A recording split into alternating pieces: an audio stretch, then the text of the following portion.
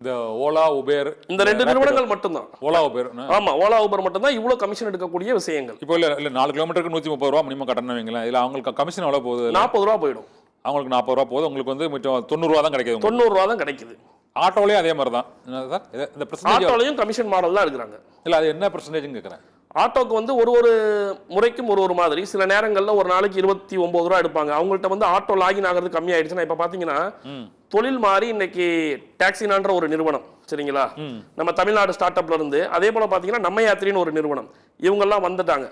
இன்னைக்கு நீங்க ஒரு செயலி சொன்னீங்களா, அது நம்ம யாத்திரா டாக்ஸினா. டாக்ஸினாவோ? ஆமா, டாக்ஸினா நம்ம யாத்திரி. ரெண்டு நிறுவனமே சொன்னோம். இல்ல, இந்த 2 நிறுவனங்களும் தமிழ்நாட்டில் ஏற்கனவே செயல்பாட்டில் இருக்கு. டாக்ஸினான்ற நிறுவனம் நம்ம தமிழ்நாடு அரசினுடைய ஸ்டார்ட் அப் டிஎன்ல ரெஜிஸ்ட்ரேஷன் பண்ணி, அவங்க ஏற்கனவே அரசுக்கு செயலி துவங்குவதற்காகவே என்ன பண்ணாங்கன்னா ப்ரொபோசல் கொடுத்தாங்க. ஏற்கனவே அமுதா ஐஏஎஸ் அவர்கள் மேடம் உள்துறை செயலாளராக இருக்கும்போது போக்குவரத்துறை ஆணையர் தலைமையில் நடந்த அந்த கூட்டங்களுக்குலாம் இவங்க தான் ஆப் வந்து பிரசன்ட் பண்ணாங்க, தமிழ்நாடு அரசுக்கு ஆப் தயாரிக்கிறதுக்காக. அது பல்வேறு சிக்கல்களுக்கு நடுவில் அப்படி இருந்தனால இப்ப அவங்களே நிறுவனத்தை ஆரம்பிச்சுட்டாங்க, டாக்ஸினா அப்படின்ற நேம்ல. இந்த நிறுவனங்களும் அதே போல நம்ம யாத்திரின்ற நிறுவனமும் எங்களுக்கு ஒரு நாளைக்கு ஓட்டுநர்கள்ட்ட, ஆட்டோ ஓட்டுநருக்கு வெறும் 25 ரூபா வாங்குறாங்க. அந்த 25 ரூபா வாங்குறனால இப்ப இவங்க என்ன பண்றாங்கன்னா, இந்த கமிஷன் மாடல்ல இருந்து மாறி, இவங்க கிலோமீட்டர் கிடையாது, ஒரு நாளைக்கு தான் வாங்குறாங்களா அந்த டாக்ஸி? நாங்க ஆமா, ஒரு நாளைக்கு வெறும் 25 ரூபா எவ்வளவு வேணாலும் ஓட்டிக்கலாம். சரி ஓகே. 2000 ரூபாய்க்கு நீங்க அந்த ஆப்ல போய் தான் நாங்க இது பண்ணனும். ஆமா, இப்ப எப்படி நீங்க வந்து ஓலா ஊபர்ல புக் பண்றீங்களோ அதே மாதிரி இதுல புக் பண்ண வேண்டியதான். அதனால தான் நாங்க என்ன முடிவு பண்ணோம்னா, எங்களுக்கு இதுல கமிஷன் கிடையாது இந்த 2 நிறுவனத்திலயுமே. அப்படி இருக்கும்போது ஓட்டுநர்களுடைய பாதுகாப்பும் இருக்கு இதுல. சமீபத்துல கடந்த 2024 மார்ச்ல ஒரு ஓட்டுநர், ஊபர் நிறுவனம் எங்களுக்கு சொல்றது 5 லட்சம் ரூபாய் உங்களுக்கு பாதுகாப்பு கொடுக்குற, இன்சூரன்ஸ் பாதுகாப்புன்றாங்க. 12:30 மார்ச் மாசம் 4ஆம் தேதி என்ன பண்றாருன்னா, ஒரு வாடிக்கையாளர், ஊபர் வாடிக்கையாளரை விட்டு இறங்கிட்டு 12:35 காரை விட்டு இறங்கியிருக்காரு. அங்கே லாரி அடிச்சு spot out. 12:35 death record file ஆயிருக்கு, சரிங்களா. அந்த ஓட்டுநருக்கு 5 லட்சம் ரூபாய் இன்சூரன்ஸ் இல்லைன்னா அந்த குடும்பத்தை 1 வருஷம் அலைய விட்டு 2 மாதங்களுக்கு முன்பு ஊபர் நிறுவனம் இன்சூரன்ஸ் தர முடியாது. ஏன்னு கேட்டா, நீ காருக்குள்ள இருந்தாதான் உனக்கு இன்சூரன்ஸ் இருந்து, காருக்குள்ள இருந்தா எப்படி சார் அந்த ஒரு ஓட்டுநர் பலியாவாங்க? அப்ப இந்த நிறுவனங்கள், டாக்ஸினா, நம்ம யாத்திரை நிறுவனங்கள் ஓட்டுநர்களுடைய பாதுகாப்பையும் உறுதி பண்றாங்க. இப்ப நாங்க பொதுமக்கள்கிட்ட கூடுதல் கட்டணம் கேட்க தேவையில்ல சார். இப்ப நீங்க புக் பண்றீங்க ஊபர்ல கார் 500 ரூபாய்க்கு போறோம்னு வச்சுக்கோங்களேன், அதுல கிட்டத்தட்ட 25% 120 ரூபாய் வரைக்கும் அவங்க எடுத்துக்கிறாங்க எங்கள்கிட்ட இருந்து. 125 எடுத்துக்கிறாங்க. சரி. ஆனா இது நாங்க டாக்ஸினாலயோ நம்ம யாத்திரையிலயோ நீங்க புக் பண்ணி வந்தீங்கன்னா அந்த 125 ரூபாய் எங்க பாக்கெட்டுக்கு நேரா வரும்.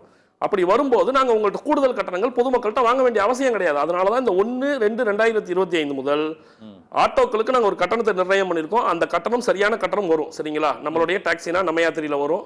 அதே போல கால் டாக்ஸிகளுக்கும் சரியான கட்டணம் வரும். அங்க வந்து கமிஷன் எடுக்கிறனாலே கால் டாக்ஸியை பொறுத்த வரைக்கும் எங்களுக்கு இந்த அடிப்படை கட்டணம் 130, பெரிய வண்டிகளுக்கு 250. இந்த 7+1 6+1 இருக்குல்ல, அதுக்கு 250 எங்களுடைய பாக்கெட்டுக்கு நேரா வந்துடும். நாங்க ஏன் உங்கள்ட்ட கூடுதல் கட்டணம் பொதுமக்கள்கிட்ட கேட்க போறோம்? இதுக்கு பொதுமக்கள் ஆதரவு கொடுக்கணுன்றதா எங்களுடைய மிகப்பெரிய கோரிக்கை. உங்களுடைய வேண்டுகோள் ஓகே தான். நீங்க சொல்றது இந்த கமிஷன் தொகைங்கிறது இந்த டாக்ஸினா மற்றபடி நம்ம ஏற்றுறால வந்து அது வந்து குறைவான அளவு தான், எங்களுக்கு தேவையான அளவு இது இருக்கும், அதில் அதிகமாக போகுதுன்னு சொல்கிறீங்க. ஆனால் இதில் வந்து எல்லா ஆட்டோ ஓட்டுநர்களும் எல்லா அந்த கேப் அந்த டாக்ஸி ஓட்டுநர்களும் இதில் இணையறாங்களா சார்? இதில் இருக்கிறாங்க சார், தாராளமாக. நீங்கள் புக் பண்ணீங்கன்னா வண்டி தாராளமாக இன்னைக்கும் ரன் ஆகிட்டு இருக்கு. இன்றைக்கும் பார்த்தீங்கன்னா டாக்ஸினா அந்த இதில் ஆமா சார், இன்னைக்கும் பாத்தீங்க அப்படின்னா ஒரு நாளைக்கு 3000 வாடிக்கையாளர்கள் பயணிச்சுட்டு இருக்காங்க சென்னையிலே ஓவராலா. ஆமா, சென்னையிலே பயணிச்சுட்டு இருக்காங்க. இந்த பெங்களூர்ல அந்த நிறுவனம் இருக்கு நம்ம யாத்திரை, ஒரு நாளைக்கு 1.5 லட்சம் ட்ரிப் எடுத்துட்டு இருக்காங்க. அவங்க யாருன்னா நம்ம அண்ணா யூனிவர்சிட்டியில படித்த மாணவர்கள் தான் என்ன பண்ணிருக்காங்கன்னா இந்த செயலியை துவங்கினவங்களே. சரி. இன்னைக்கு பெங்களூர்ல அந்த நிறுவனம் முதல் முறையா ஸ்டார்ட் பண்ணாங்க. இன்னைக்கு 1.5 லட்சம் டாக்ஸினாவா இல்ல நம்ம யாத்திரை பெங்களூர்ல இப்போ 1.5 லட்சம் ட்ரிப் ஹேண்டில் பண்ணிட்டு இருக்காங்க. டாக்ஸினா வந்து பாத்தீங்க அப்படின்னா நம்ம சேலத்துல இருக்கக்கூடிய ஒரு ஓட்டுநரால் உருவாக்கப்பட்ட ஒரு நிறுவனம். எங்களை மாதிரி ஒரு ஓட்டுநர், சரி ஓகே, பரத் அப்படின்றவர், அவர் மூலியமா உருவாக்கப்பட்ட நிறுவனம். அதனால எங்களுக்கு அதுல நம்பிக்கைகள் இருக்கு.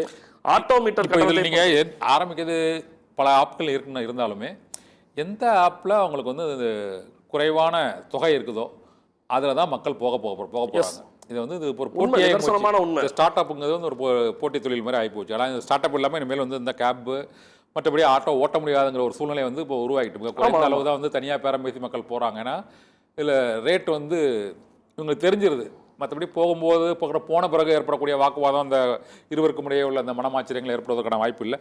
ஆனால் இப்போவும் மீட்டர் போட்டு ஆட்டோ ஓட்டுறாங்களா சார்? உண்மையிலே சார் 12 ஆண்டுகளுக்கு முன்பு விற்ற விலைவாசிகள் என்ன? நாங்கள் என்ன கேட்குறோம், மினி பஸ்ஸுக்கு 4 நாளைக்கு முன்னாடி கூட கட்டணத்தை மாற்றி அமைக்கிறீங்க. 12 வருஷத்துக்கு முன்னாடி கொடுத்த மீட்டர் கட்டணத்தை எப்படி போட்டு ஓட்ட முடியும் ஆட்டோவை? நாங்கள் இப்பயும் சொல்கிறோம், போக்குவரத்து துறையை ஆணையர் அனுப்பிச்சிட்டாரு. நாங்கள் அமைச்சர் சிவசங்கர் அவர்களை தொடர்பு கொள்றதுக்கு நாங்கள் முயற்சிகள் பண்ணிக்கிட்டே இருக்கோம். இப்போ உள்ள அந்த மீட்டர் கட்டணம் வந்து எப்போ 12 வருஷத்துக்கு முன்னால போட்டதா சார்? ஆமாம் சார், 2013 அந்த மீட்டரை போட்டு ஓட்டினா வந்து உங்களுக்கு வந்து கட்டுப்படி ஆகாது. ஆமாம், கட்டுப்படி ஆகாது. அந்த வண்டியை பராமரிக்கவே முடியாது எங்களால்.